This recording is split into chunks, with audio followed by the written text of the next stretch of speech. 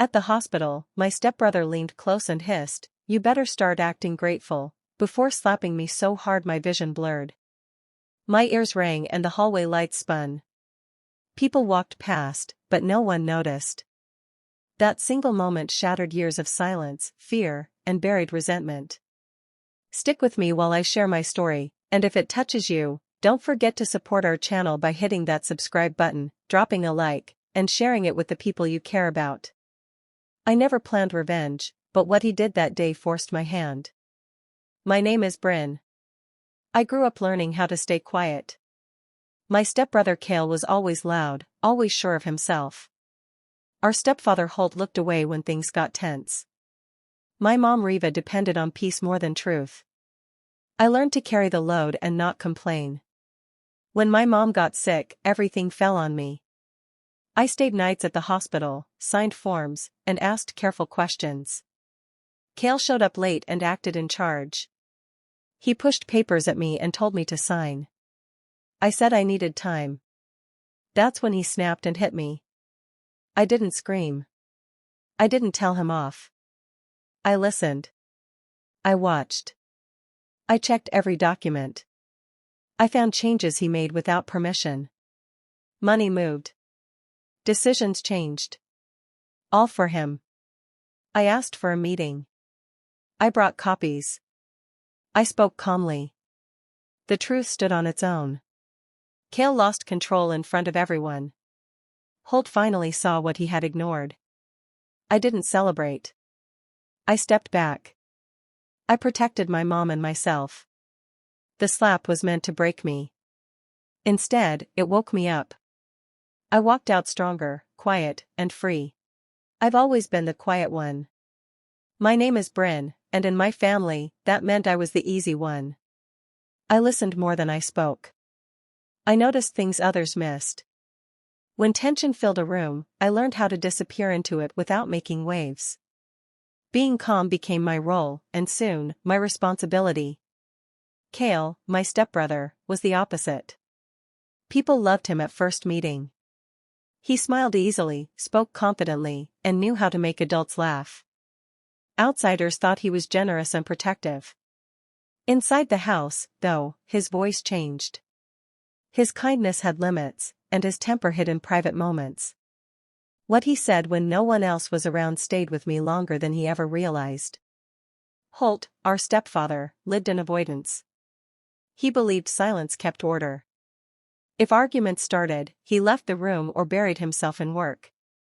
He didn't ask questions he didn't want answered. Keeping things calm mattered more to him than knowing the truth, and that choice shaped everything. My mother, Reva, wasn't strong enough to see clearly. Her health had been fragile for years, and she leaned heavily on the idea that her family was stable. She needed to believe Kale meant well. Doubt would have taken more energy than she had. So she trusted appearances and ignored discomfort. Growing up in that house taught me a quiet lesson. Speaking up made things harder. Pointing out problems only led to denial or blame. Silence, on the other hand, kept life moving. I learned how to nod, how to agree, how to carry feelings alone. Survival didn't look brave or loud. Growing up, it was clear who mattered more. Kale could do no wrong. If he broke something, it was an accident. If he lost his temper, he was just stressed. Praise followed him everywhere, even when he hadn't earned it. His mistakes were softened, reshaped into stories where he was somehow still impressive. I was given a different role. I was told to be mature, to understand situations beyond my age. Any discomfort I felt was brushed aside with reminders about family harmony. I heard the phrase, "Don't make it worse," more times than I can count. Peace was treated like my responsibility alone. The worst moments were small enough to be dismissed. Comments said with a smile that cut deeper than yelling. Jokes that landed only on me. Personal space ignored, opinions overridden, choices quietly taken away. If I reacted, I was accused of being sensitive. If I stayed still, it continued. Holt never stepped in. When things became uncomfortable, he chose neutrality, which always benefited Kale. His silence carried weight. It told me which side was safe and which one stood alone. Sometimes he nodded along. Other times he left the room. Either way, the message was the same. Over time, I stopped questioning what felt unfair. I started assuming I was the problem. Maybe I misunderstood. Maybe I expected too much. That thinking settled deep and stayed there. I learned how to swallow words before they reached my mouth. I trained myself to accept apologies that never came and explanations that made no sense. Fighting back didn't feel like an option. I believed resistance would only confirm what they already thought about me. So I adapted. I became smaller in my reactions, careful in my movements, measured in my tone. I convinced myself endurance was strength. Each ignored moment added up, shaping a pattern I wouldn't recognize fully until much later, when the cost of staying silent finally became impossible to ignore. Everything shifted the night my mother collapsed. One moment she was sitting at the kitchen table, the next she was on the floor, barely responsive. The ambulance ride felt unreal, sirens cutting through my thoughts while I tried to stay calm for her sake. By morning, she was admitted, surrounded by machines and unfamiliar voices explaining terms I never expected to learn. Without discussion, responsibility settled on me. I handled forms, insurance questions, consent papers, and constant updates from doctors. I slept in a chair, ate vending machine snacks, and memorized medication schedules. Each hour blurred into the next. Fatigue became normal, but leaving wasn't an option. She needed someone steady, and I was already there. Cale appeared days later. He walked in confident, greeting staff like he had been involved all along. He spoke loudly, asked shallow questions, and positioned himself near authority figures. Nurses assumed he was in charge. He let them. When praise came, he accepted it easily, even though he hadn't stayed a single night or filled out a single form. Watching that unfold stirred something uncomfortable. Decisions were being made quickly. Plans changed without explanation. I started asking for clarification, requesting details instead of nodding along. Each question earned an irritated look from him, as if I had overstepped an invisible line. The pressure increased with every update. Treatment options carried risks. Timelines mattered. I wanted time to think, to understand what was best for her. Cale pushed urgency, insisting everything was obvious. He spoke over me, framed hesitation as incompetence. Exhaustion sharpened the strain between us. Late hours made tempers thin. I noticed how often he redirected conversations, how frequently he dismissed my concerns. It felt familiar, yet heavier now because the stakes were real. For the first time, I didn't immediately back down. Something about that room, about seeing my mother vulnerable, shifted my instincts. I wasn't willing to agree blindly anymore. That quiet resistance changed the air between us. The hospital became more than a place of healing. It became the setting where buried patterns resurfaced, and where unspoken control began to crack under the weight of truth and urgency. Later that evening, he asked me to step into a side room. The door closed softly behind us, shutting out the beeping monitors and passing staff. He held a folder against his chest and spoke in a calm, practiced voice. Inside were authorization sheets, already marked with tabs. He said everything was routine and told me there was no need to read through them carefully. He leaned on the idea of duty. He said this was what relatives did when things became complicated. He reminded me that delays caused problems and hinted that professionals disliked uncertainty. According to him, quick agreement showed unity. I listened, but my stomach tightened.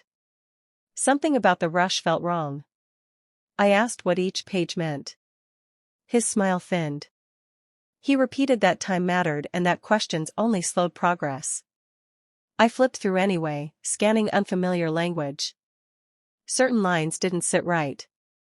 I paused, pen hovering, unsure but alert. That hesitation changed him. The warmth in his voice faded.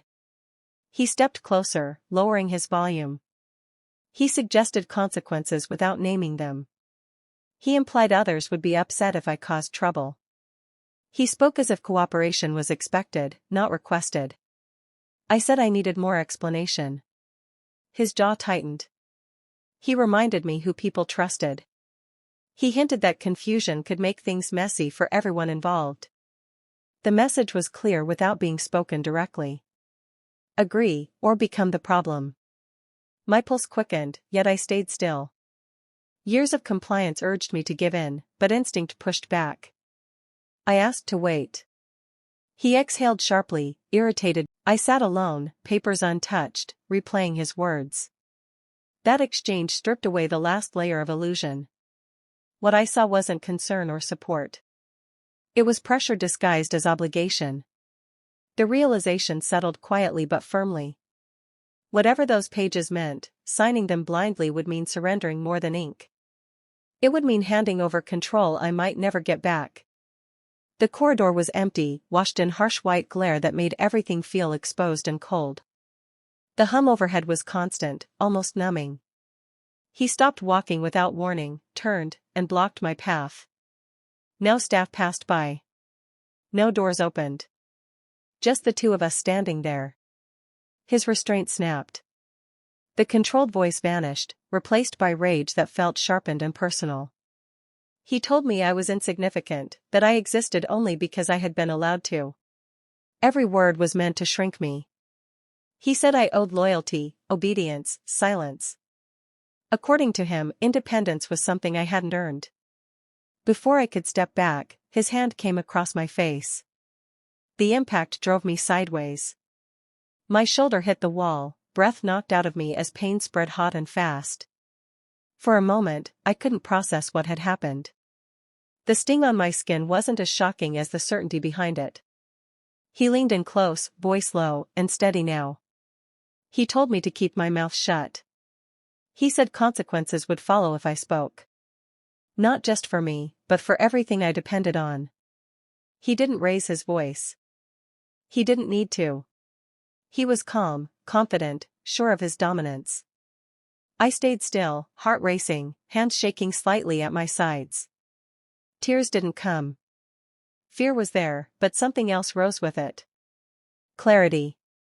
That strike wasn't fueled by loss of control. It was intentional. Measured. Designed to intimidate. As he walked away, leaving me against the wall, I understood something that changed me. This wasn't about disagreement or stress. It wasn't about urgency or pressure. My place. The hallway looked the same after he left, but I didn't. The shock faded, replaced by a quiet resolve. What happened wasn't a mistake. It was a declaration. And once I recognized it for what it truly was, I knew I could never return to who I had been before. I didn't break down afterward. No tears came, not even later. Everything inside me went still, like a switch had been flipped. The pain on my face faded faster than the realization forming in my mind. Shock drained away, leaving something sharper behind. Fear had always made me freeze before. This time, it transformed. I saw patterns instead of chaos. I understood intention instead of excuse. That moment stripped away confusion I didn't know I still carried. I stopped seeing him as unpredictable. What he did followed a logic I could finally recognize. I made a quiet decision without announcing it, even to myself. I would no longer appeal to decency or reason. Feelings had never protected me. Explaining myself had only given him room to twist things. I wasn't going to argue or plead. I wasn't going to react. Instead, I paid attention. I noticed how he spoke differently depending on who stood nearby. I tracked changes in tone, timing, and behavior. I stored details the way others collected evidence, without showing my hand. Every interaction became information. I listened more carefully than ever before. I remembered dates, phrases, and inconsistencies. I noted who he tried to impress and who he dismissed. I watched how authority made him bolder and privacy made him crueler. He believed silence meant submission. He never considered it could mean calculation. Nothing about my expression changed. I remained agreeable, calm, predictable. That familiarity kept him comfortable. He assumed the balance remained the same. That assumption gave me space. What formed inside me wasn't rage. It wasn't dramatic or explosive. It was steady. Focused. Intentional. I didn't want chaos. I wanted control restored. I understood then that retaliation didn't require shouting or exposure. It required endurance and timing. Waiting wasn't weakness anymore. It was strategy. Each quiet moment added weight to what I was building. He thought the danger had passed because I hadn't reacted. He was wrong. What grew in that silence wasn't surrender. It was resolve, sharpened by patience, grounded in awareness. And once that settled in, I knew I wouldn't need to raise my voice to change what came next. Late one night, when the ward finally quieted, I gathered every file I could access. Charts, authorization forms, billing summaries, coverage statements. I read slowly, line by line, forcing myself to stay alert despite exhaustion pressing behind my eyes. At first, everything looked ordinary. Then small details began to stand out. Names appeared where mine should have been. Signatures referenced authority I hadn't granted. Decisions were logged under a single contact, excluding me entirely. I checked dates twice. Some entries were recent, added after conversations I remembered clearly. My chest tightened as the picture formed. Control had been reassigned without discussion. Consent had been assumed. He had placed himself at the center, presenting his voice as final. What unsettled me most wasn't the boldness, it was the planning. These weren't rushed errors. They were deliberate adjustments, layered carefully into official records. I followed the trail further. Accounts linked to treatment costs showed altered routing. Coverage allocations shifted in ways that made no sense medically but plenty financially. Each change pointed in the same direction. Advantage. Access. Gain. I sat back, hands trembling slightly, not from fear but from recognition. This wasn't about helping. It wasn't even about dominance alone. It was about leverage. While I stayed focused on care and recovery, something else had been unfolding quietly alongside it. The realization settled heavily. The harm went beyond words or force. What he had done reached into systems meant to protect. It used trust as a tool, family as a cover. Every document confirmed intention. I felt something close to grief, not for what I lost, but for what I finally understood. The person I had hoped might still exist beneath the surface never had. What stood in his place was someone willing to exploit vulnerability for personal reward. That knowledge didn't crush me. It steadied me. I knew now what I was facing.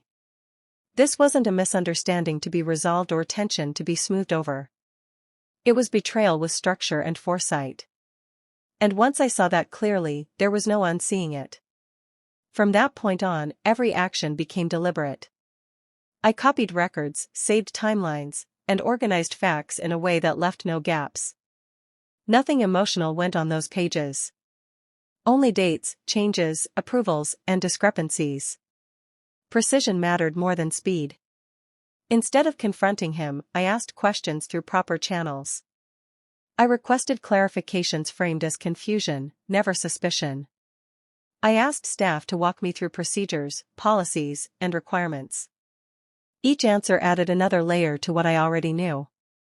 Every explanation either aligned or exposed another inconsistency. Around him, I stayed steady. My voice remained neutral.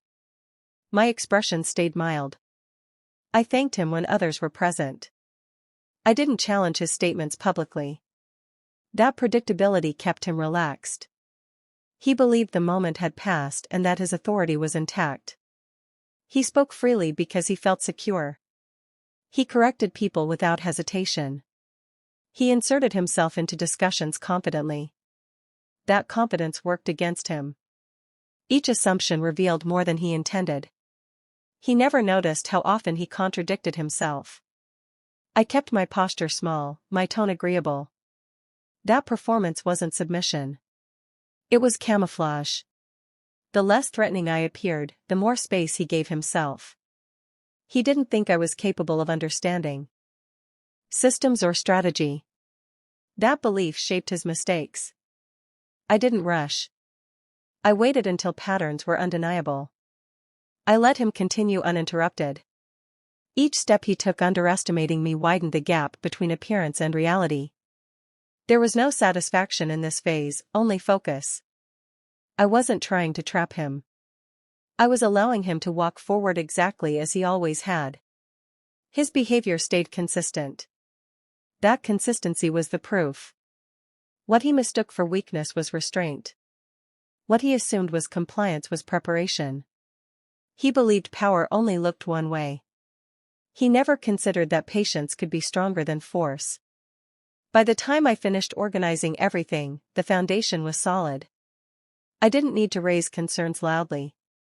The structure spoke for itself. His greatest advantage, his confidence, had quietly become the opening I needed.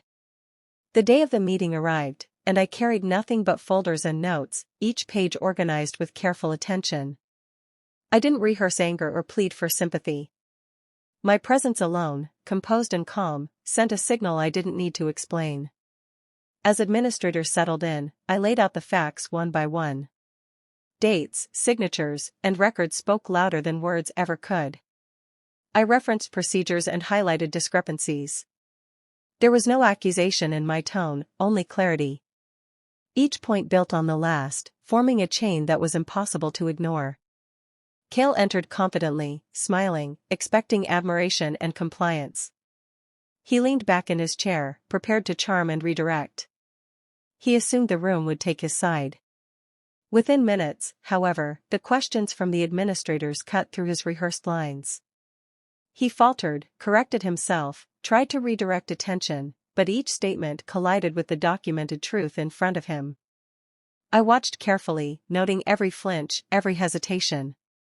The arrogance he carried so easily at home didn't survive scrutiny, completely. The room didn't need drama or shouting, the facts dismantled his control methodically. Holt, who had always looked away, sat silent at first. Then he leaned forward, eyes widening as he realized what had been hidden in plain sight. For the first time, he understood how far the manipulation had gone and how much he had overlooked. By the time the meeting concluded, Cale's confidence was gone. He left without protest, shoulders tight, jaw stiff, no longer the untouchable figure he had believed himself to be. The room, once quiet and tense, now felt settled. The balance had shifted, and it was no longer in his favor. I didn't celebrate out loud, but a deep relief settled inside me.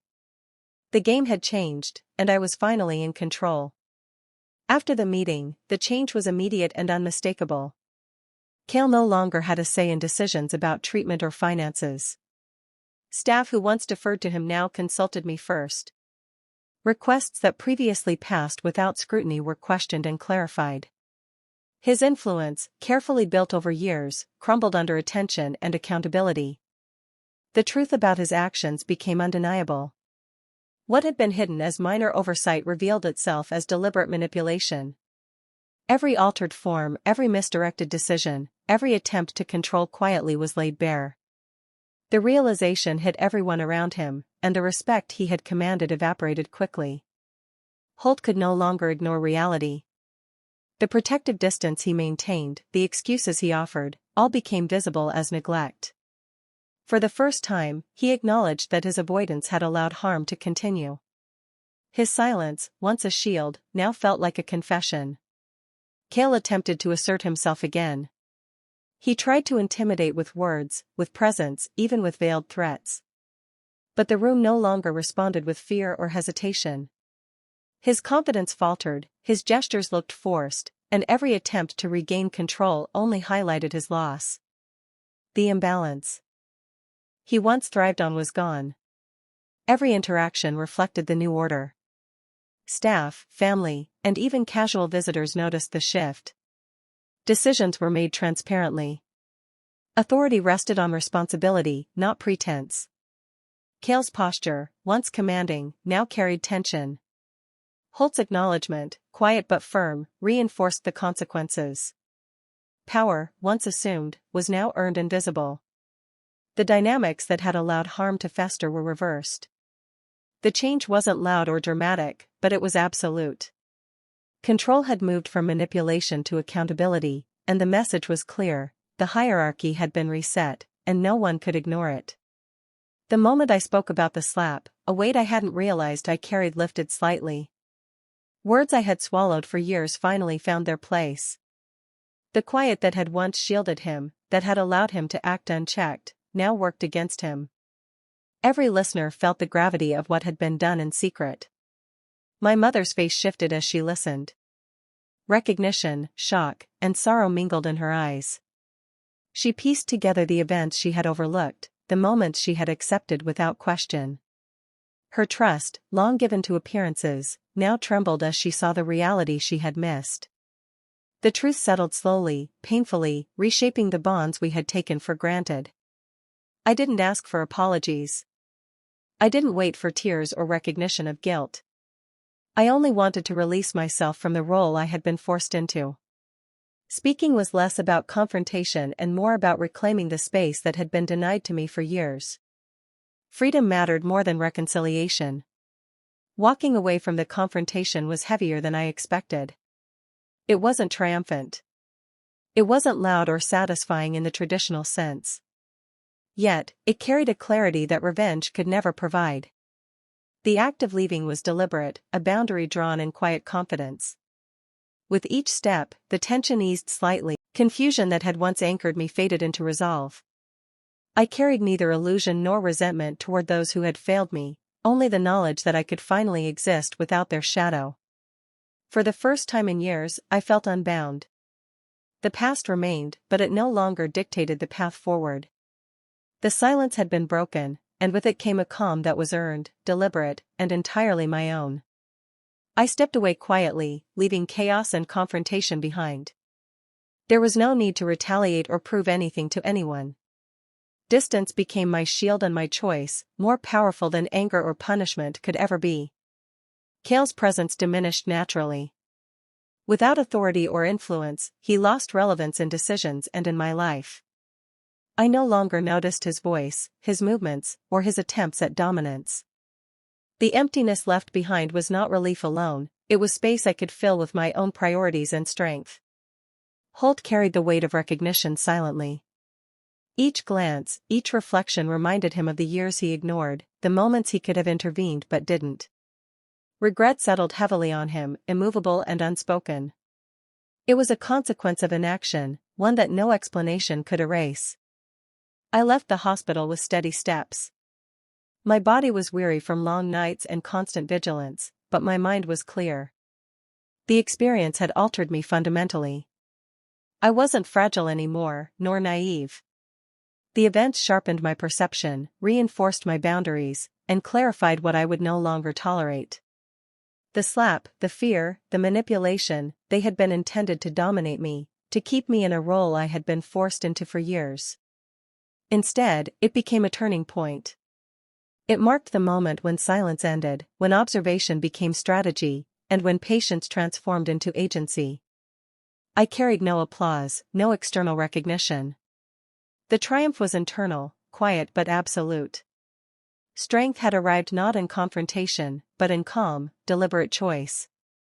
Walking away was not surrender, it was reclamation. The life I had been held back from living began the moment I refused to remain a pawn. Hey besties! Thanks for sticking with me till the end of this emotional journey. Imagine dedicating yourself to care and trust, only to face manipulation and betrayal from someone close. It hurts deeply, but moments like these reveal hidden strength and resilience we never realized we had. Standing up calmly, reclaiming control, and choosing distance over revenge can change everything. If this story moves